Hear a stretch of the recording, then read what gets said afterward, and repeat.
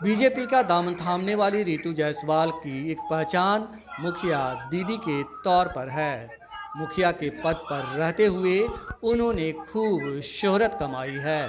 वे RJD की महिला प्रकोष्ठ की प्रदेश अध्यक्ष रह चुकी हैं। उन्होंने 2020 के विधानसभा चुनाव में परिहार सीट से चुनाव लड़ा था और बहुत कम अंतर से हार गई थी, लेकिन बाद में आरजेडी ने उनका टिकट काट दिया था। पार्टी ने उनकी जगह दूसरे उम्मीदवार को मैदान में उतारा, जिससे नाराज होकर रितु जायसवाल ने निर्दलीय चुनाव लड़ने का फैसला किया। निर्दलीय उम्मीदवार के रूप में चुनाव लड़ते हुए उन्होंने शानदार प्रदर्शन किया और करीब 65,000 से ज़्यादा वोट लाए। आरजेडी उम्मीदवार तीसरे स्थान पर पहुंच गया था। इसके बाद आरजेडी ने उन्हें 6 साल के लिए पार्टी से निष्कासित कर दिया था।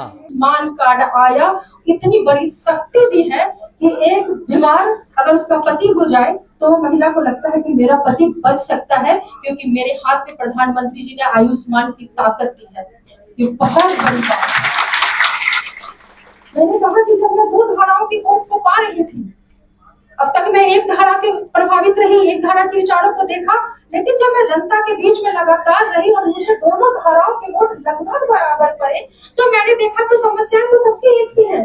क्या ये धारा, क्या वो धारा, सबकी समस्याएं एक सी है धरातल पे। और उस समस्या को दूर करने की अगर किसी को चिंता है तो वो माननीय देश के प्रधानमंत्री नरेंद्र मोदी जी को।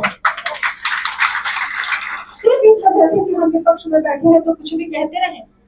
महंगाई बढ़ी, क्या क्या नहीं झेला देश ने, कोरोना के 3 बार उन्होंने झेला। बड़े से बड़े देश जहां चढ़मड़ा गए, अर्थव्यवस्था ठप पड़ गई, वहां हिंदुस्तान खड़ा रहा।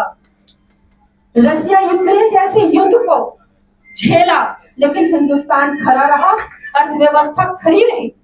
आज जो स्थिति है, लगातार जो वैश्विक अशांति का माहौल फैला है, उसमें लोग कहते हैं अच्छा तेल का दाम बढ़ रहा है, अच्छा ये हो रहा है, ये सरकार में हो रहा है।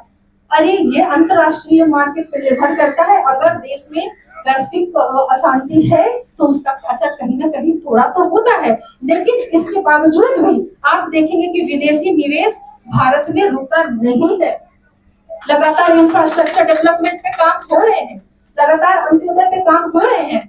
तो रितु जायसवाल क्या, वो दिन दूर नहीं जब हिंदुस्तान का एक एक आदमी मोदी जी के इस कार्य को समझेगा और इसका सम्मान करेगा। और शायद बीजेपी कार्यालय बहुत छोटा पड़ जाएगा, पूरे हिंदुस्तान को संभालने के लिए वो दिन दूर नहीं है, मैं भरोसे के साथ कह सकती हूँ। बहुत धन्यवाद।